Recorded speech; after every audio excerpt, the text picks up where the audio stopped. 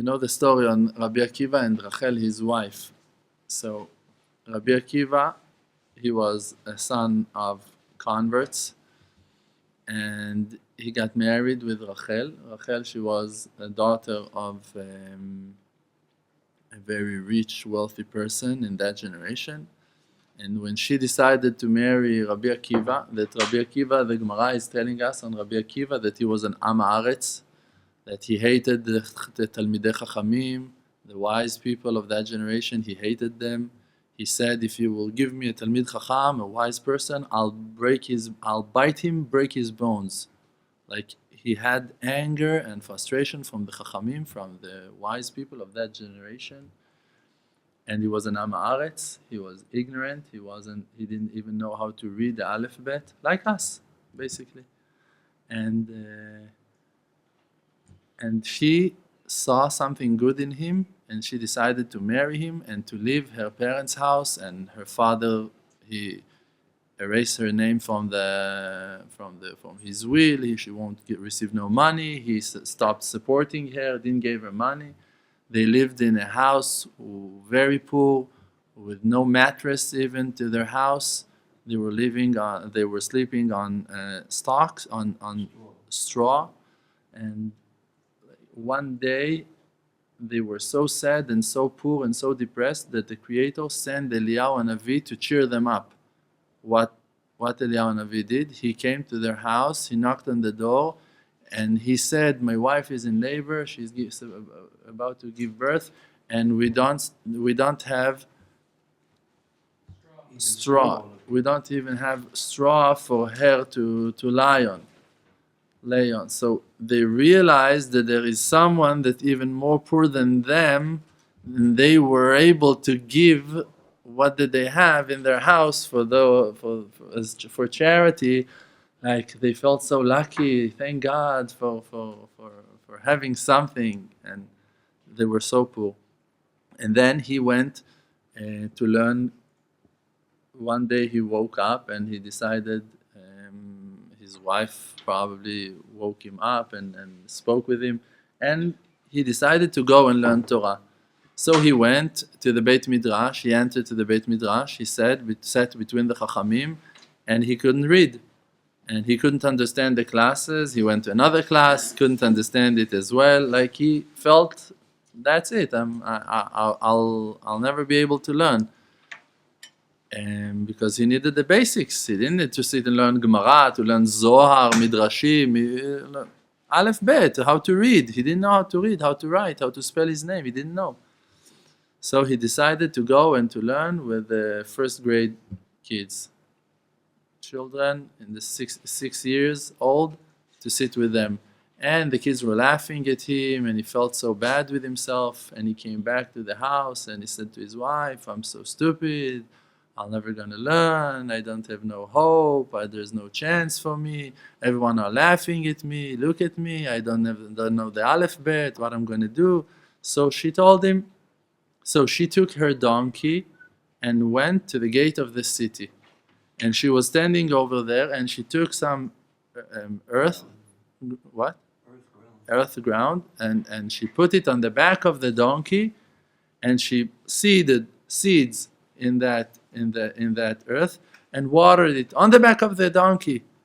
And people went and looked at her, and they start laughing. Oh, look at Rachel. She lost her mind. She's crazy. And she didn't pay attention. And she came in the second day with the donkey, and again she watered the seeds on the back of the donkey. And people said, look, Rachel, she's crazy. Look, again, she's there. And in the third day, no one cared anymore about her. And in those days, and people stopped laughing at her. Okay, so Rachel, she's crazy, and everything is good. Okay, who cares? She's crazy. Lost her mind. Great. But in those days, Rabbi Akiva, he also went through his process. And he went to the fields, he went to the desert, and he went to talk to Hashem. And the Gemara is saying that he was crying rivers of tears from the shame, from the humility of what that he went through. He cried and cried, rivers of tears. And in one of those itbodeduyot, in one of those tears, one of those cryings to Hashem, because the Gemara is testifying that he was praying to Hashem. So he was standing in front of a river, in front of a spring of water, source of water, and he saw that the water that were dripping on one of the stones made a hole in the stone. And he wondered about that. He thought, how can it be? And then he said, the power of the water is not strong enough to drill, to make a hole in a stone. The stone is stronger than the water. If you're going to throw a stone into the water, the stone will reject the water. The stone is stronger than the water.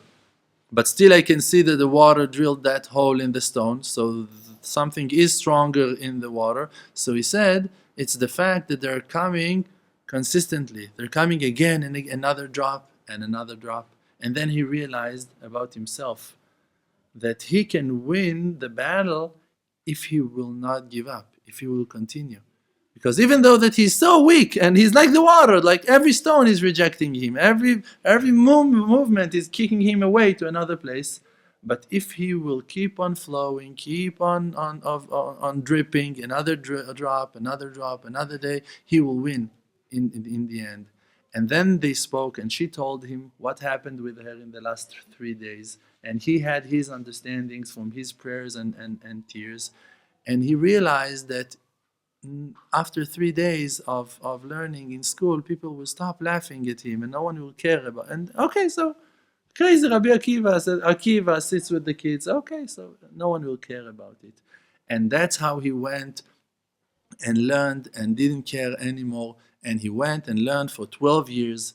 And after 12 years, he had an enormous success in his learning, and his wife, she was very happy that he will go and learn. And after 12 years he came, and before he entered to the house, after they had a deal that he will go and learn for 12 years in the Beit Midrash, and she was okay with it. And he went, and after 12 years he came as a huge Talmid Chacham already, learned a lot, and came, and he was, before he went into the house, he listened on the doorstep, on the doorway, and he listened, and he heard that his wife Rachel was talking to a friend, and she told her, from my side, even if he will learn another 12 years, I don't mind.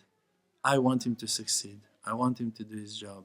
So he went back to the Beit Midrash without entering even into the house, because he heard her voice, he heard her real intention, her real will, that he will learn. And then he went to learn for another 12 years. Weird story, wild story. 24 years in Beit Midrash he learned. And then when he came back with his, after 24 years, he came with 24,000 students. They are the students of Rabbi Akiva. So he became to be so huge that he had 24,000 followers that walked with him to his house, walked with him from the Beit Midrash to his house. Like, he was gigantic. It's like the biggest rabbi ever. 24,000 students walking with you until your doorstep. And when he came to the city, to his hometown, so he said to his students, you should all know, Sheli v'shelachem shelahu, that everything that we have, that I have and you have, it's all belong to her. What the hell? I'm asking. How can it be? And a lot of rabbis are explaining, I think it's a mistake. But a lot of rabbis, and that's the common explanation, to say his wife, he saw that she let him learn, she sent him to the Beit Midrash, and because of her merit, so he saw if she was calling him in the middle of Seder and she was bothering him from learning, so he wouldn't achieve. But we saw many bumps that are sitting in Beit Midrashot and sitting and supposed to learn Torah, and the wives they gave up already on calling them, and they never answer. And anyway, and even if they answer, they just have nonsense to say. So, okay, he can be in the Beit Midrash. It's at least I have quiet from him. So they let them learn. And after 24 years, they don't have 24,000 followers. They don't have 24,000 students. They don't know anything. They themselves don't understand what they're doing. If there is God and there's no God, they still have questions and doubts. Their faith is not complete. Their Torah for sure is not complete. Like old people, just regular, nothing. So what is the real point that Rabbi Akiva saw? That his wife did it all. So, by the wisdom of Rabbi Nachman of Breslev, we can understand the truth. Rabbi Nachman is saying that when you judge a person favorably, means when you see the good in that person, so al yedei zeh yachol lachziro b'tshuva. So by that you can bring him back to Hashem. When you see the good in a soul of a person, you wake up that good inside that person with no connection to you. Just it's a keyboard. When you click that button, so that's going to be the result. You're going to see a result in that person. When you see the good in that person, you wake him up to do tshuva. When you're judging a person favorably, you help him. You help him to recognize the soul, the good that really is inside of him, and he can now find Hashem and go back to Hashem. Rabbi Akiva was a lost person. He was a son of converts that didn't know the way at all. They didn't have the tradition. They didn't know how to teach him. They didn't know how to guide him. They themselves were lost. They were looking for their way into Judaism. They barely knew what to do with their life. They didn't taught their child how to serve Hashem, how to know Hashem. They were lost. And he was lost. And he was wandering around and he didn't know anything. And one day there was a woman that saw something good in him, and she just loved him. She recognized that good. She judged him favorably. And when she did it, she woke him up to find himself. And now all of his life he was finding more and more, and he went closer and closer to Hashem. And it all happened because that there was one person in the world that loved him. And this is why the result of his spiritual development, his 24,000 students, was all by the merit of his wife, Rachel. Because she saw the good inside of him. That's it. That's the point. That's the message. She saw the good in him. And he woke up. And they're now waking up because he learned from her how to love. How to see the good in his students. How to recognize the good, because he saw the good that she loved him. Now he will go and love everyone. Because now he realized what the truth is, what Hashem wants from us. Because he found Hashem because of her love. So now what he gonna do? Gonna love. And he went and he loved his students. And he loved everyone in the Beit Midrash. And he was talking to her, and everyone woke up. And then they went and woke up others. But the truth was that they failed. The students of Rabbi Akiva failed. And they died. 24 people, students of Rabbi Akiva, died. What? Except of 6 students, I think. Only 6 left. And Rabbi Shimon Bar Yochai is one of them. And they all died. And why they died? Because they didn't have honor and love to each other. They missed the point. They took the inspiration, they took the power of Torah, the wisdom, the conclusion, but they didn't get the point. What did Rabbi Akiva took from his wife? To love. They forgot that. This is why they all died. And Rabbi Shimon Bar Yochai, he was the student of Rabbi Akiva, the most important student of Rabbi Akiva. And he took the Torah of Rabbi Akiva to another level, to another place. And what he said to his students, Anan bechavivut atal yamilta. All of our success depends in the love that's going to be between us. In that, in our love, in our friendship, in our loyalty, in our honor and respect, in our love and appreciation, in that, it all depends. If we're going to love each other enough, we're going to make it. That's the secret of life. That's the secret of the creation. You want to help your wife, you want to help your children, you want to help your friends, you want to help your brother, you want to help everyone in this world, you just need to love him. What it means to love him? You need to see the good that exists inside of him. She's screaming at you. She's cursing you. She's fighting with you. She's insulting you. He's rebuking you. He's breaking you to pieces. He is humiliating you in front of his friends. You want to help him? If you want to run away, maybe it's time. But if you want to help him, if still you have powers and you maybe want to help him, the only way to do that is to look for the good inside of him. And then even the worst person will come back to Hashem. Will come back to Hashem. There was a story on a woman that she was a prostitute, that she was dancing in bars, that she was in the worst place of them all. She took drugs. She lost all of her dignity, all of her honor, everything she lost. And then there was a person one day that came to her. He didn't know who she is, what she's doing, he didn't know anything about her. And he loved her. He respected her. And he was a Jew, and she was not a Jew. She was a non-Jew. And he loved her, and he was honoring her, and he was talking to her very politely and very nice.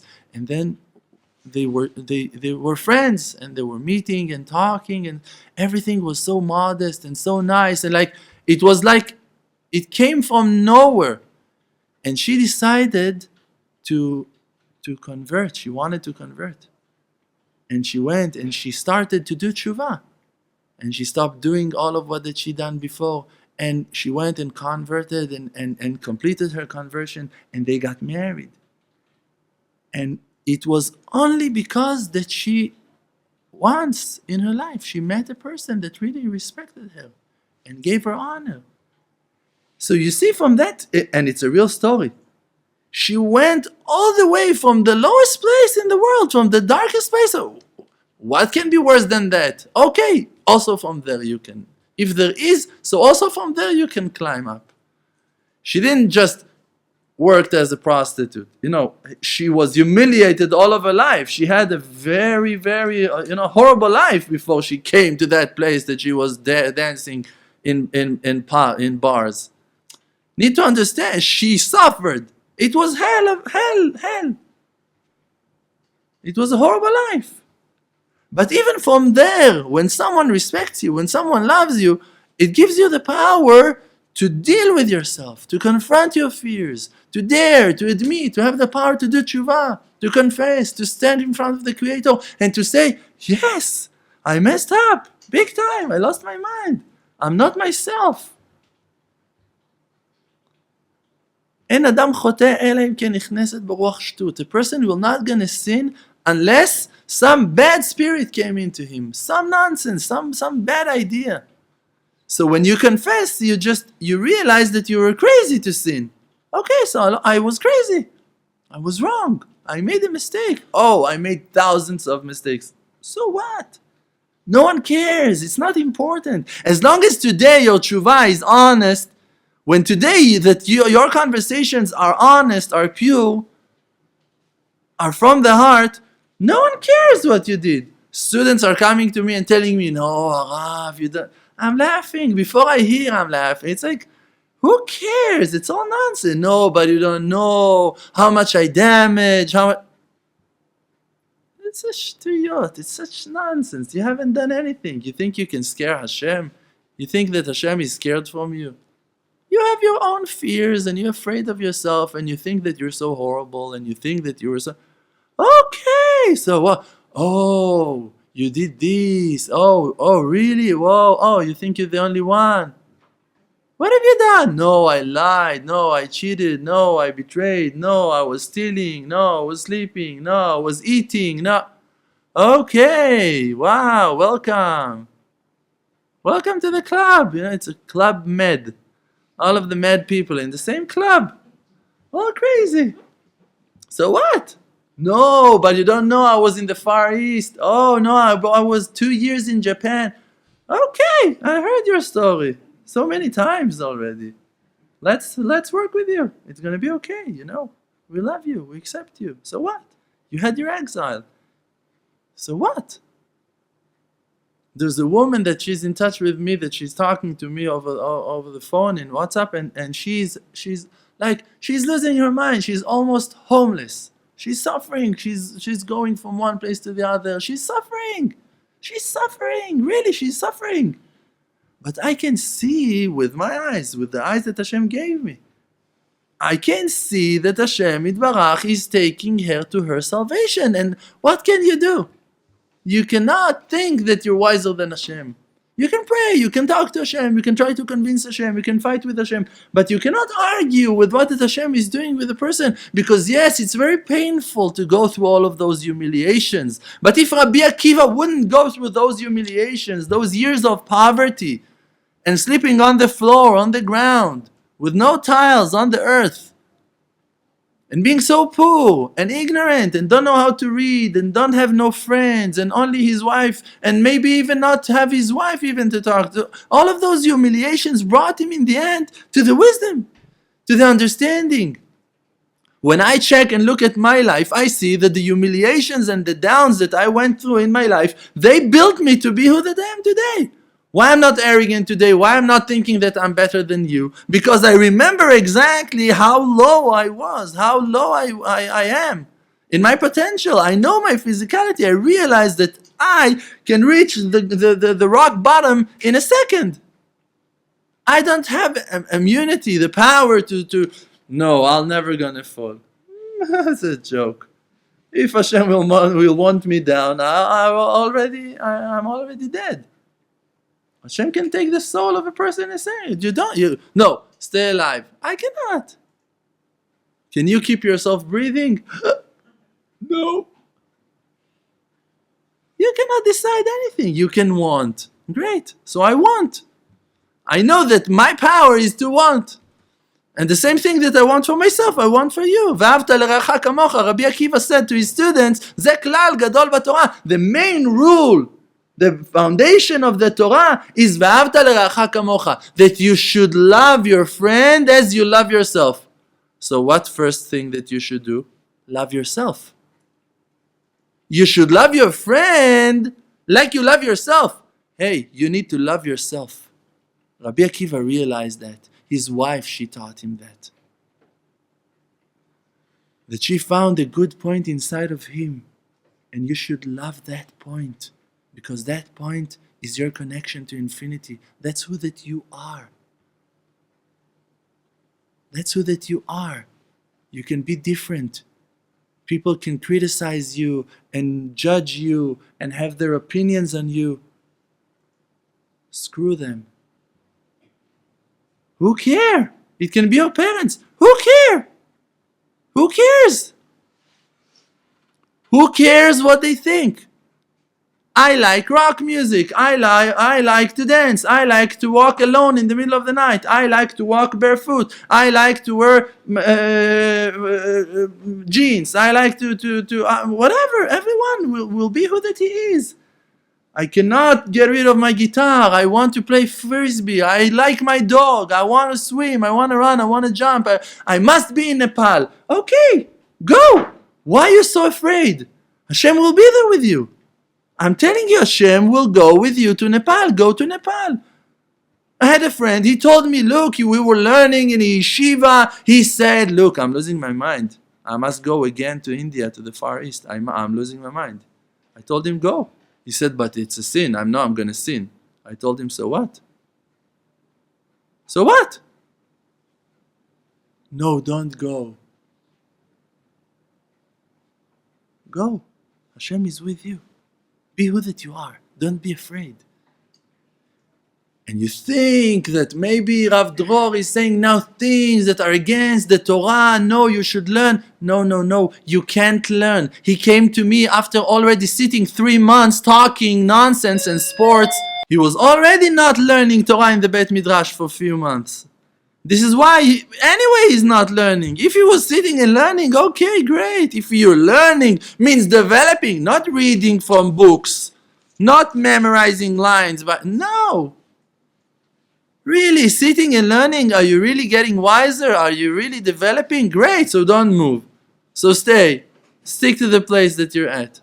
But if anyway you're grinding water, like you walk in circles, you don't find yourself, you don't find Hashem, you don't find your soul, you don't know who you are, you don't understand, and you feel like you want to go and search and find yourself, go find your soul, go find your true self, go find who that you are, go become to be that person that is screaming, I want to be revealed, I want to be uncovered, I want to be set free.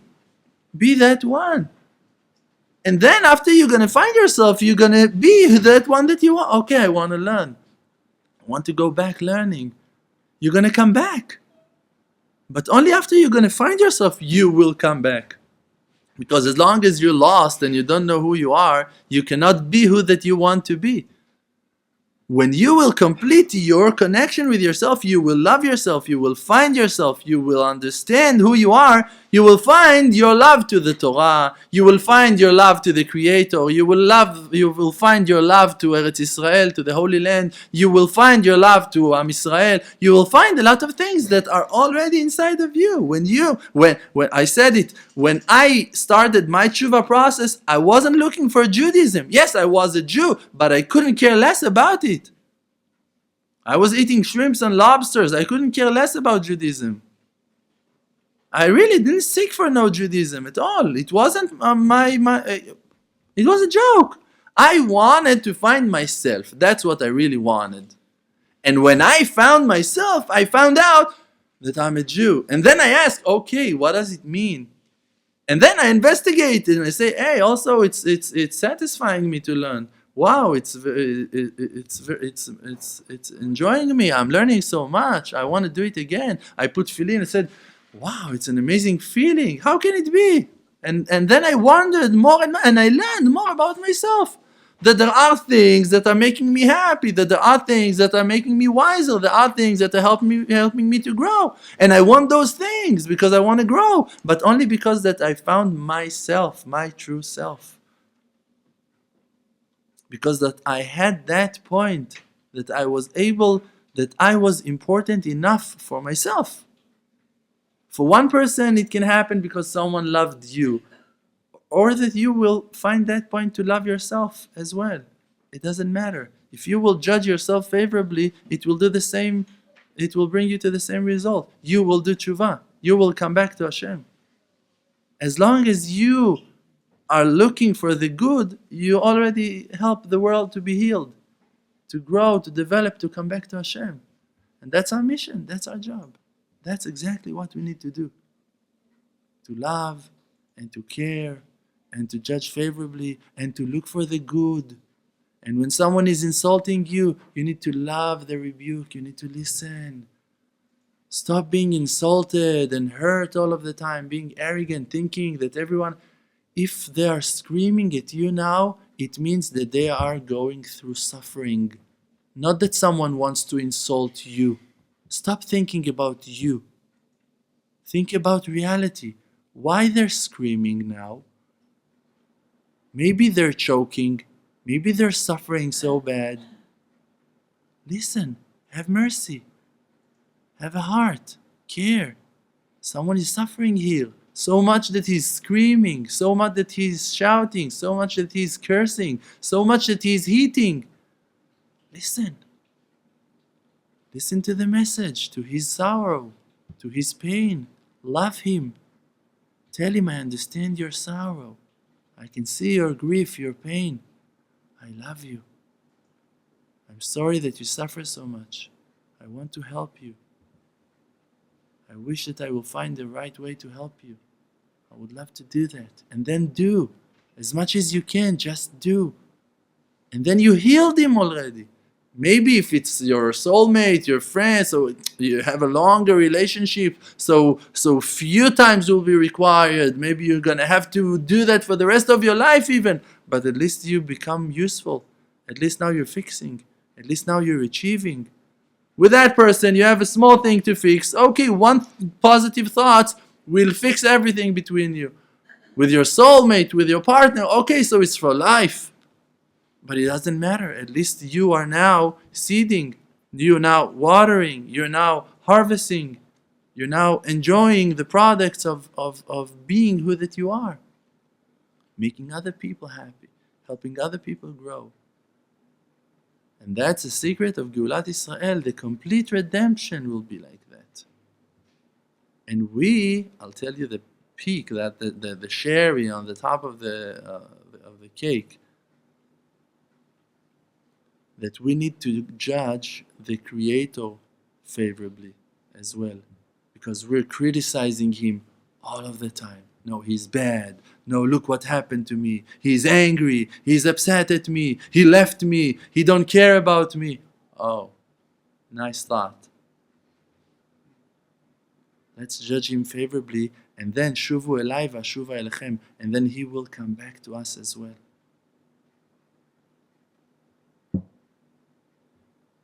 Thank you.